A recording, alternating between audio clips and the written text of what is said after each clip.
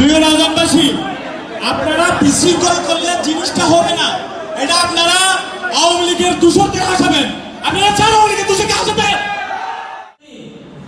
রাউজানের ইতিহাস আরো বেশি বাজে। গত 16 বছর একটা পরিবার এই রাউজানের মানুষকে জিম্মি করে রেখেছেন। সেই জিম্মি দশা থেকে রাউজানের মানুষ মুক্তি পেয়েছেন। প্রিয় রাজনবাসী, আপনারা বিশৃঙ্খল করলে জিনিসটা হবে না। এটা আপনারা আওয়ামী লীগের দূষণকে আসাবেন। আপনারা চান আওয়ামী লীগের দূষণকে আসাবেন।